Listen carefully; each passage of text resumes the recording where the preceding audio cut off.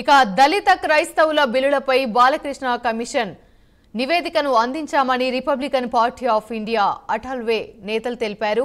గత పాలకులు కమిషన్ల పేరుతో దళిత క్రైస్తవులను మభ్యపెడుతూ కాలం గడిపారని మండిపడ్డారు.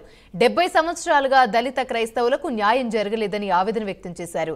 దళిత క్రైస్తవులకు అండగా ఆర్పీఐ పార్టీ ఉంటుందని Republican party of Indian Athawale minority సెట్ జాతీయ అధ్యక్షులు జాన్ మాస్క్ తెలిపారు.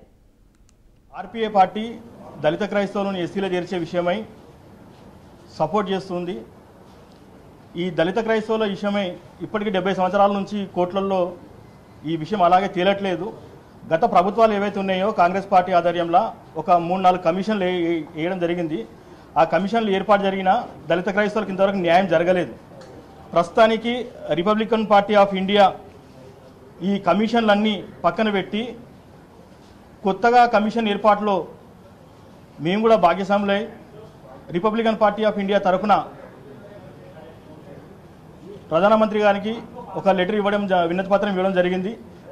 ఈ దళిత క్రైస్తవుల ఇష్యూ 70 సంవత్సరాల నుంచి తేలని ఇష్యూ సుప్రీంకోర్టులో ఇప్పుడు తేలబోతుంది. ఎన్డీఏ కూటమి దళిత క్రైస్తవులను ఎస్సీలో చేర్చడానికి పూనుకొని ఉంది. ఏదైతే కమిషన్ బాలకృష్ణ కమిషన్ ఏర్పాటు చేశారో బాలకృష్ణ కమిషన్కి అన్ని రాష్ట్రాల నుంచి మంచి స్పందన వస్తుంది. అసలు ఎందుకు ఎస్సీలను దళిత క్రైస్తవులను ఎస్సీలో చేర్చాలనేది స్పష్టంగా తెలియడం జరిగింది. దళితులు ఎవరన్నా ఏదన్నా మతం తీసుకుంటే వాళ్ళ ఎస్సీ కోటా ఏదైతే ఉందో అది మార్చడం జరుగుతుంది. అలాగే వేరే వాళ్ళు ఎస్టీ వాళ్ళు కానీ బీసీ వాళ్ళు కానీ వేరే మతాన్ని తీసుకున్నప్పుడు వాళ్ళు ఎస్టీగానే ఉండడం జరుగుతుంది, బీసీనే ఉండడం జరుగుతుంది.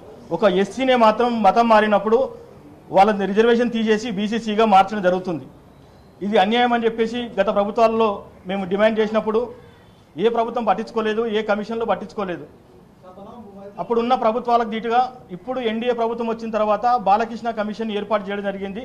బాలకృష్ణ కమిషన్కి ఉన్న రాష్ట్రాలలో ఉన్న దళిత క్రైస్తవులందరూ ఏకమై మా బాధను వాళ్ళకి వినిపించడం జరుగుతుంది.